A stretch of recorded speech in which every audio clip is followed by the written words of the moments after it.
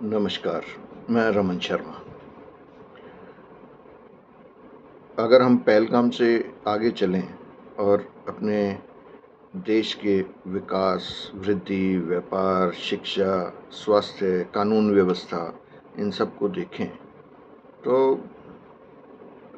ये देश वाकई राम भरोसे चल रहा है और राम ही चला रहे हैं।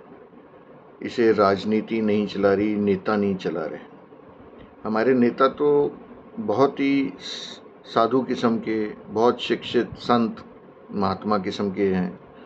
उनके मुंह से हमेशा सत्य वाणी निकलती है, मधुर वाणी निकलती है।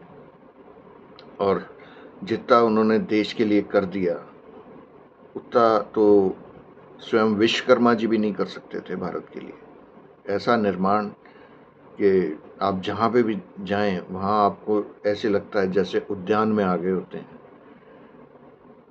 कहीं आपको प्रदूषण नहीं देखने को मिलेगा, कहीं पानी की किल्लत नहीं मिलेगी, कहीं गंदगी नहीं मिलेगी, कोई लड़ाई झगड़ा नहीं, कोई चोरी चकारी नहीं, कोई अपराध नहीं। ऐसा देश है हमारा और ये सब हमारे जो नेता हैं उनकी देन है।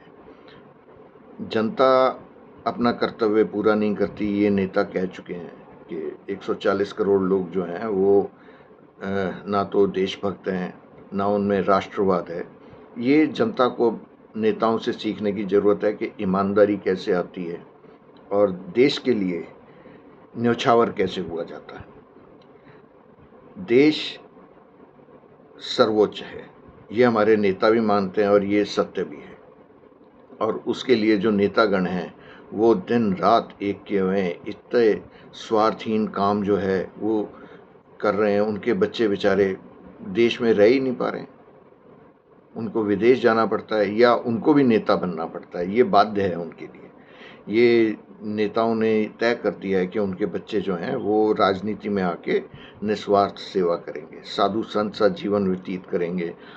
और उनमें से एक नए नए नेता बने हैं केजरीवाल, उनका भी ऐसा ही ख्याल है कि निस्वार्थ भाव से काम हो। और उनके घर में वैसे भी कमाने वाला कोई नहीं है। उनकी पत्नी की जो पेंशन आती है उसी से घर का गुजारा चलता है। तो लेकिन बच्चों की शादी उन्होंने 5 सितारा होटल में करके ये बता दिया कि नेता कितने निस्वार्थ भाव से काम कर रहे हैं।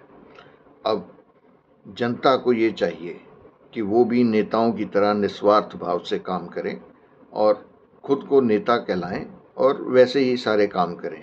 उससे उनका, उनके परिवार का और देश का उद्धार होगा, समृद्धि आएगी, धन दौलत आएगी। अब आपको ये कर लेना चाहिए। नमस्कार, धन्यवाद।